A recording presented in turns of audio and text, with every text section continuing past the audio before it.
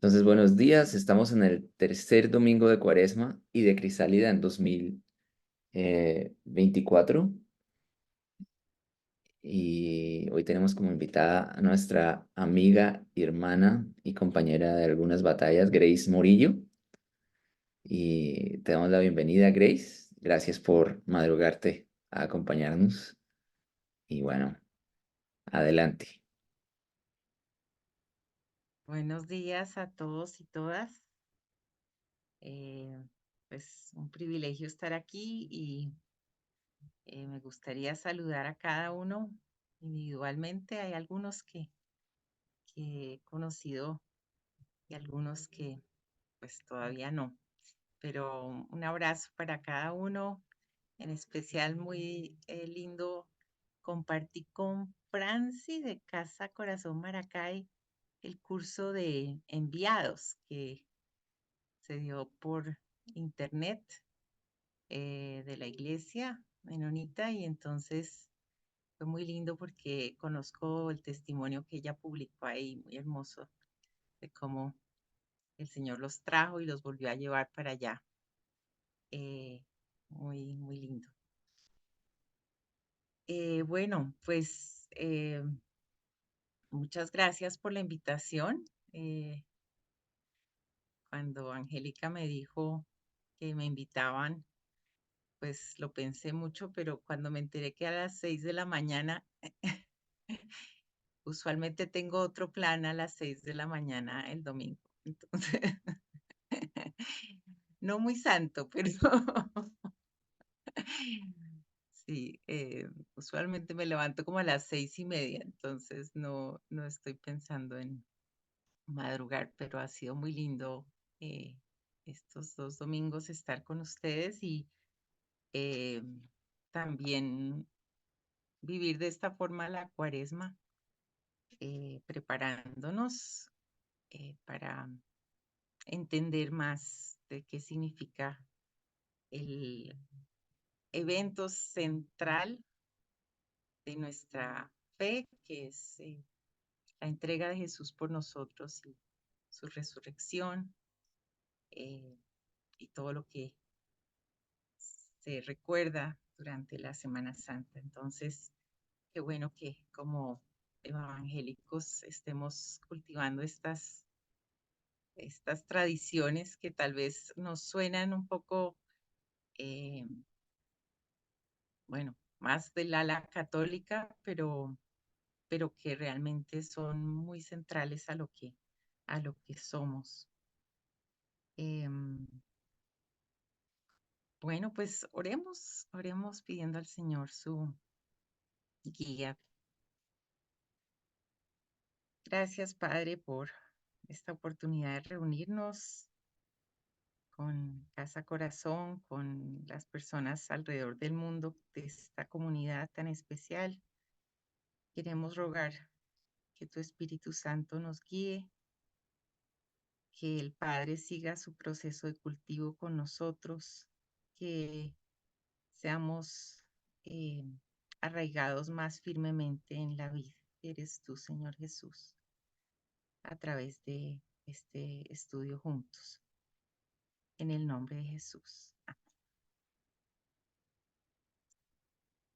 Bueno, en principio sí quisiera que tratáramos de resaltar lo que nos dejó la enseñanza de Angélica la semana pasada, tal vez una frase, eh, no sé, 4 o 5 personas que puedan recordarnos, puede ser una palabra, puede ser una frase, pero vayamos complementándonos para recordar lo que eh, Angélica resaltó de los primeros 4 versículos del capítulo 15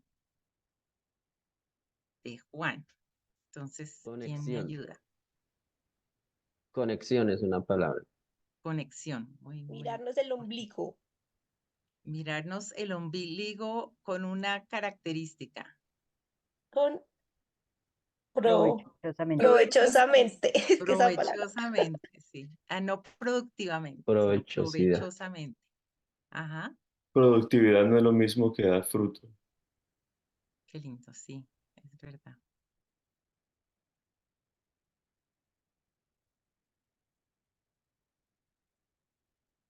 Permanecer. Permanecer. Bueno, y nos contó la anécdota que, pues yo no tengo la ayuda de Samuel para traer anécdotas tan enriquecedoras, pero como él se dio cuenta de que las frutas todas tienen ombligo, igual que los seres vivos. Entonces, muy hermosa esa ilustración. Bueno, pues nuestro pasaje de hoy es Juan 15 del 5 al 6.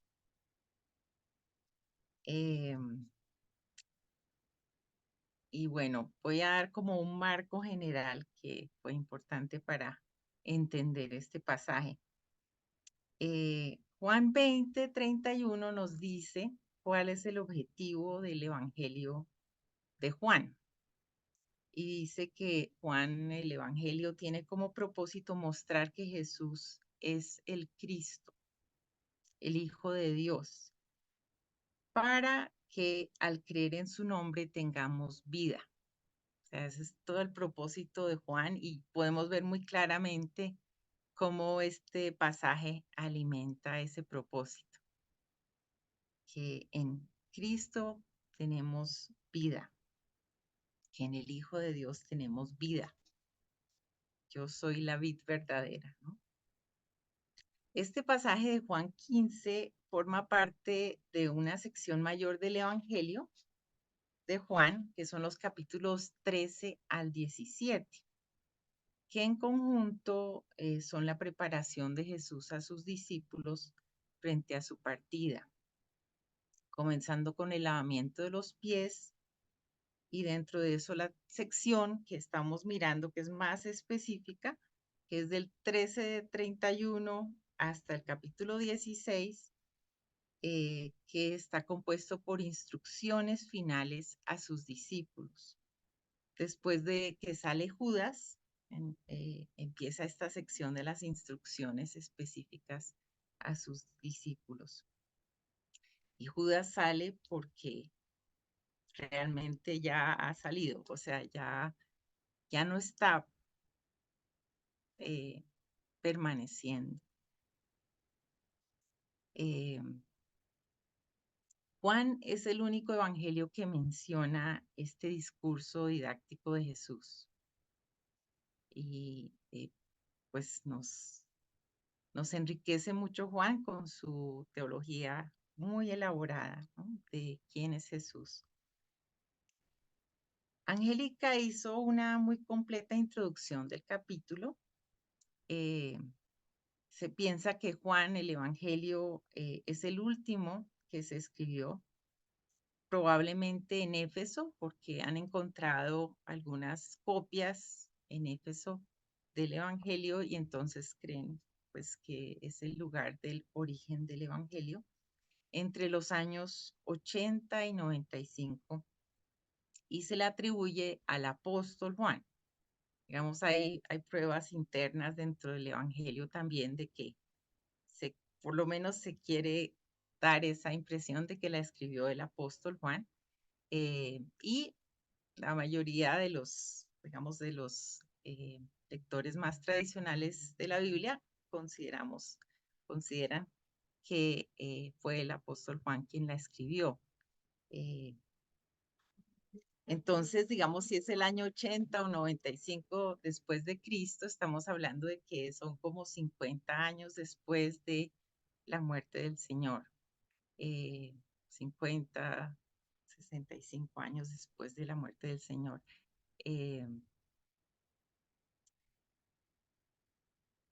Una pregunta que surgió la vez pasada y que me parece que es como una buena introducción para este otro marco también que quiero compartir es si Jesús es la vid verdadera, ¿hay otras vides que son falsas? Y es importante resaltar que la imagen de la vid es frecuente en el Antiguo Testamento. para referirse a la relación de Dios con su pueblo. Pero en ese caso fue una relación de desencuentros. Israel es una vid desagradecida, idólatra y soberbia. Y como el templo y los sacrificios es solo una imagen imperfecta de lo que Cristo vino a cumplir de manera perfecta. Entonces, tenemos, digamos, ese marco. Y voy a leer algunos pasajes del Antiguo Testamento que se refieren a este mismo símil. Jeremías 2:21 dice, Dios le habla a Israel, yo te planté como vid selecta, como semilla genuina. ¿Cómo es que te has convertido en una vid degenerada y extraña? En Oseas 10:1 dice, Israel es una vid frondosa que daba fruto a su antojo, pero cuanto más aumentaba su fruto, más altares se construía. Cuanto más prosperaba su país, más hermosas hacía sus piedras sagradas. Y se refiere a la idolatría que practicaba. En Isaías 5:7 dice, la viña del Señor Todopoderoso es el pueblo de Israel. Los hombres de Judá son su huerto preferido. Él esperaba justicia, pero encontró ríos de sangre. Esperaba rectitud, pero encontró gritos de angustia.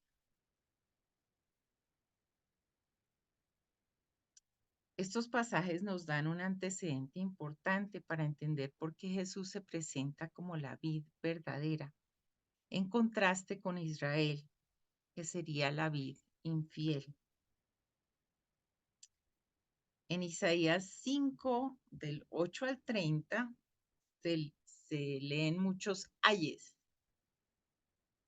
que ayes hay sí, entonces, de tales personas, que nos ilustran el tipo de actos que señalan la separación de Dios del pueblo de Israel. Entonces, creo que nos puede ayudar también a ponerle nombre a algunas cosas que nos alejan del propósito de Dios y nos desarraigarían de la vida en este caso. Hay de los que acaparan casa tras casa y se apropian monopolizando la tierra. Bueno, no lo dice así literalmente, pero yo hago un resumen. Hay de los que madrugan a emborracharse y no atienden a los hechos y milagros del Señor. Hay de los que cometen iniquidad, mentira y pecado. Hay de los que llaman a lo malo bueno y a lo bueno malo. Hay de los que se creen sabios.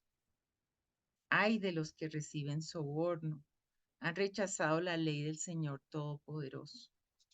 Han desdeñado la palabra del Santo de Israel. Todos estos pecados que señalan alejamiento de Dios, nos señalan el alejamiento de Dios y de sus propósitos. Y ya en el Nuevo Testamento también hay digamos que un símil que nos podría recordar la parábola de la vid, o bueno, este símil de la vid. Dice Pablo en Romanos 11, 17 al 24, habla de el olivo. Y este olivo, por la infidelidad de Israel, Dios ha cortado esas ramas y ha injertado a los gentiles. Nos ha injertado en el olivo del Padre. Pero nos dice, nos advierte que eso no debe ser motivo de orgullo para nosotros, ni de vanagloria, porque igual podemos ser cortados, igual Israel puede ser reinjertado. O sea, no es motivo para sentirnos, digamos, atribuirnos ese regalo de Dios, que es ser injertados en el olivo de él.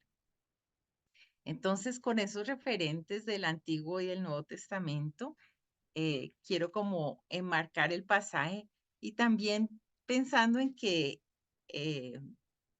pues, cronológicamente, tanto el Antiguo Testamento pues ya había pasado, pero también esta carta de Pablo ya estaba escrita, quién sabe si circulando del todo a todos los lugares, pero Romanos ya estaba escrito porque se escribió en el año 57, ¿no?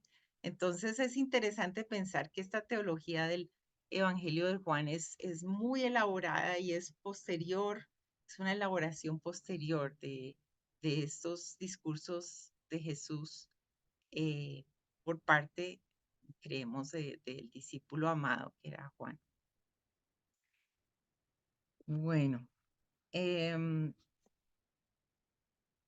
algo importante es que este cultivo, como nos decía Angélica, es muy común en la zona mediterránea, se maneja con mucha técnica, pero digamos que hay cepas de vid y esas cepas de vid se reproducen asexualmente, o sea, se toma es un pedacito de la planta madre y se reproduce idéntica en la planta hija para conservar las características de esa cepa de vid, ¿no? Entonces, claro, se puede sacar de la semilla, pero uno nunca sabe qué tipo de planta va a salir de la semilla. Mientras que si uno la toma de forma asexual, es la planta idéntica a la madre y pues conserva sus características, ¿no? Entonces, había mucha técnica ya desarrollada y realmente son cepas que han sido como digamos, las razas de los perros, que son seleccionadas, seleccionadas, seleccionadas hasta que se logran ciertas características de esas cepas. Y lo otro que se conoce mucho en esas técnicas es el injerto dentro pues, de las plantas para obtener otras características también, ¿no? Pero bueno, eso es solo para que tengamos en cuenta en nuestra lectura del pasaje de hoy. Entonces, de nuevo, me correspondió Juan 15, del 5 al 6.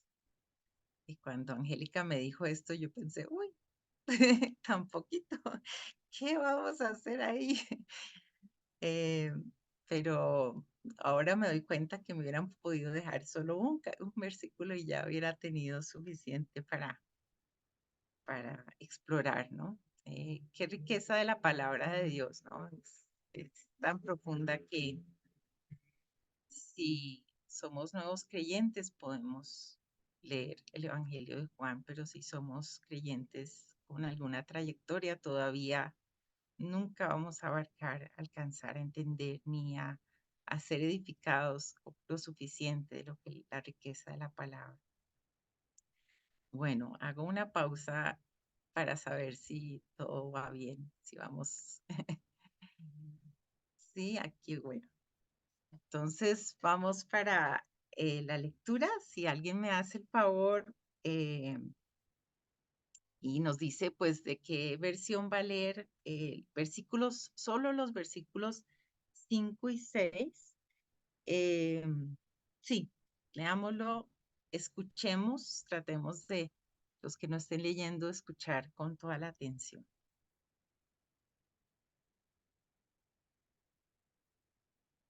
Yo puedo leer. Gracias. Tengo la nueva versión internacional. Dice, yo soy la vid y ustedes son las ramas. El que permanece en mí, como yo en él, dará mucho fruto. Separados de mí no pueden ustedes hacer nada. El que no permanece en mí es desechado y se seca, como las ramas que se recogen y se arrojan al fuego y se queman.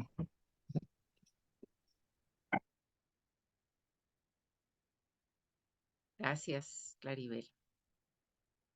Yo creo que vale la pena otra lectura en otra versión, si alguien tiene otra versión y Yo puede tengo volver a... traducción en lenguaje actual. Y dice, el discípulo que se mantiene unido a mí y con quien yo me mantengo unido es como una rama que da mucho fruto. Pero si uno de ustedes se separa de mí, no podrá hacer nada. Al que no se mantenga unido a mí, le pasará lo mismo que a las ramas que no dan fruto. Las cortan, las tiran y cuando se secan, les prenden fuego. Muchas gracias, Daniel. Bueno,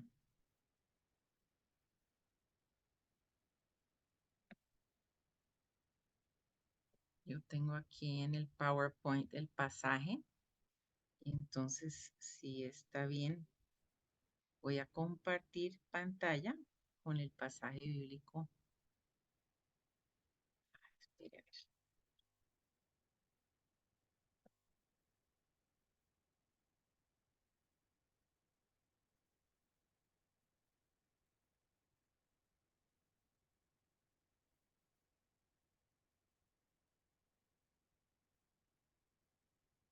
¿Sí se ve? Sí se ve. Listo.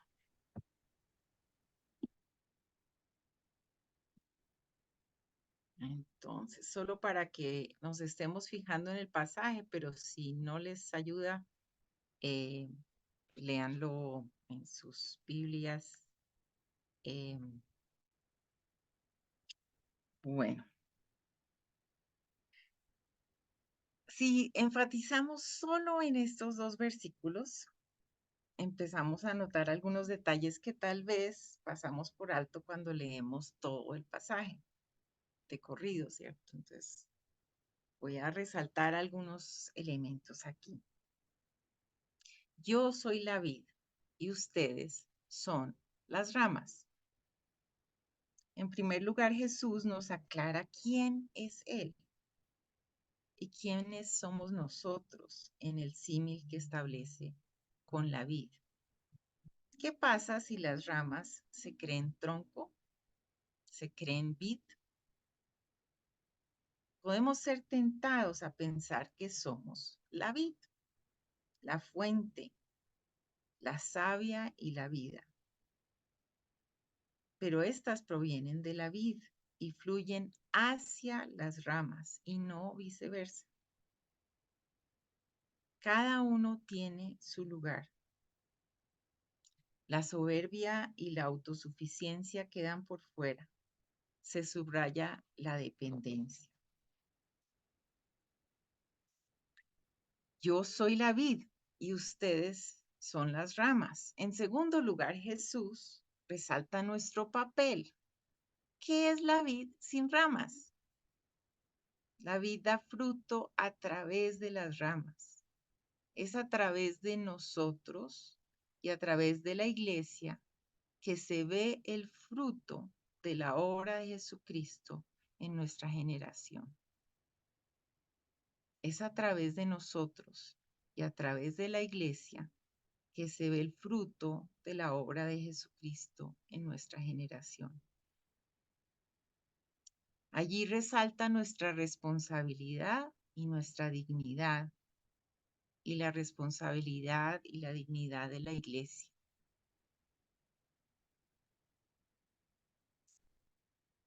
El que permanece en mí como yo en él. Jesús nos invita activa y responsablemente a permanecer en él como él permanece en nosotros. Entonces la vida cristiana es una relación bilateral. Hay necesidad de que nosotros permanezcamos como él permanece en nosotros. Y aquí está un principio que creo que es como la clave de lo que encontré en este pasaje, que es la reciprocidad. Jesús no es inerte, es una persona activa que participa, que nos habla, que interactúa con nosotros en esta relación de permanencia. El que permanece en mí, como yo en él, dará mucho fruto. Si permanecemos en Él, daremos mucho fruto. Es una afirmación que solo implica el permanecer de nuestra parte. El fruto es visible, alimenta al mundo alrededor, lleva la semilla, refleja las cualidades de la vida. En este sentido, el fruto es nuestro impacto en el mundo para el reino de Dios, el fruto del Espíritu, nuestra acción de justicia, nuestro testimonio, nuestra proclamación. Seguimos, separados de mí, no pueden ustedes hacer nada. Separados de Jesús no podemos hacer nada. ¿No podemos hacer nada? Sí podemos hacer mucho, pero en la carne. Pero al final no será algo que contribuya al reino. Además que podemos hacer mucho que se opone al reino, como vimos en los pasajes del Antiguo Testamento. Nuestra falta de fruto, además, no responde al hambre del mundo por la verdad y puede terminar siendo un antitestimonio. Ahora dice, el que no permanece en mí es desechado y se seca. El que no permanece en Jesús es desechado y se seca. Es un asunto natural. Si la rama no absorbe la savia, si no se arraiga en el tronco, se seca. Es natural. Como las ramas que se recogen, se arroja al fuego y se queman. Las ramas secas se recogen, no sirven para nada, sino para alimentar un fuego.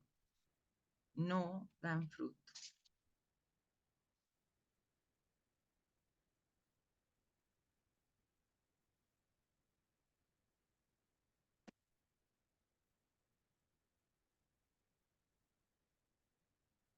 Ya quiero dejar de compartir. Ya. La semana pasada, Angélica resumió el pasaje estudiado con la palabra conexión. Esta semana yo resumiría con la palabra reciprocidad. Permanecer en Cristo es una relación recíproca que lleva a producir fruto. Reciprocidad entre Jesús y yo me lleva a una vida fructífera. De nuevo, esta reciprocidad no implica que se tenga la misma función o posición. Es una reciprocidad dada por gracia de nuestro Dios. El mismo Dios que se encarnó para acercarse al ser humano. De parte de Él hacia nosotros es una reciprocidad inmerecida, sacrificial, vivificante. De parte nuestra hacia Él es una reciprocidad agradecida, vital y fructífera. Esta reciprocidad del Evangelio se manifiesta también en la expresión unos a otros, que aparece 2 veces en esta sección. La primera vez en el lavado de los pies les dice, lávense los pies unos a otros, así como yo lo he hecho con ustedes. Y la segunda más adelante, que corresponderá a otra persona compartir, en cuanto al amor. Ámense unos a otros. Pero tiene ese sentido de reciprocidad entre Dios, entre Jesús, entre Dios Padre, Dios Hijo, Jesús, nosotros y entre nosotros como hermanos. Si estamos conectados a la misma vid, nos gozamos y lloramos unos con otros. Tenemos un propósito común, celebramos el fruto de cada uno. En el caso de Jesús y nosotros, esa reciprocidad no implica que se cumplan los mismos roles. Permanecer en Cristo como Él permanece en nosotros. ¿Cómo permanece Él en nosotros? Por medio de su Espíritu, no es algo temporal. Ha decidido hacer su morada en nosotros. ¿Cómo permanecemos nosotros en Él? Por medio de la fe, reconociendo que nuestra vida depende de Él en todo, relacionándonos con Él momento a momento, dialogando con Él, dependiendo de la guía del Espíritu Santo. El resultado de esta reciprocidad es el fruto en el carácter, el fruto en el testimonio, el fruto en las acciones. Este es el fruto que el mundo necesita para evidenciar la obra de Dios y llegar a conocerlo. El resultado del quiebre en la reciprocidad es la falta de fruto. Es casi como muy normal, ¿cierto? Y en últimas, el marchitamiento y la muerte de la rama. No implica que la vid deja de ofrecer savia y su vida tampoco, sino que la rama dejó de absorber, dejó de depender, dejó de nutrirse de la vid. Aunque es una palabra de juicio, es a la vez un resultado natural de las decisiones tácitas de no permanecer. Se vuelve una alerta o una advertencia de las consecuencias que puede tener ese descuido, esa falta de atención a esa dependencia que debemos tener de la vida. El simple hecho de no dar fruto ya nos lleva a examinarnos en cuanto a la reciprocidad en la relación con Cristo. Y más allá de no dar fruto, la desconexión conlleva consecuencias predecibles. Bueno, hasta allí un poco la reflexión alrededor del pasaje y eso nos llevaría pues a algunas aplicaciones o preguntas de aplicación más bien. ¿Qué implica para mí el concepto de reciprocidad?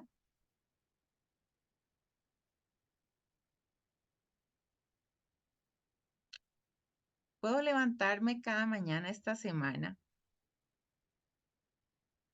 en ese espacio de mirarme el ombligo provechosamente y orar, ayúdame a permanecer en ti como tú permaneces en mí.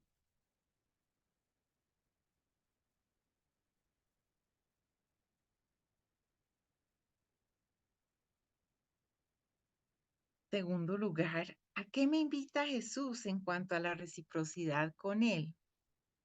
Él ha dado su propia vida por mí, me ha salvado, me ha dado nueva vida. ¿Cómo puedo ayudar a mi hermano o hermana en gratitud a Jesús por su generosidad conmigo? ¿Cómo puedo crecer en ese mandato del unos por otros?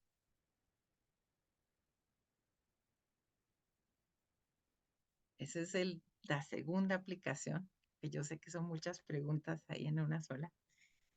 Y la tercera es, ¿cómo quebranta el concepto de reciprocidad cualquier idea de atribución? Todo es como de que nos lo merecemos, de atribución, de orgullo o de competencia en cuanto a la relación con Cristo. Indiscutiblemente la cantidad, el sabor, el color, el peso, la utilidad del fruto que cada uno da es diferente. Y es el fruto que Jesús produce únicamente a través de esa persona.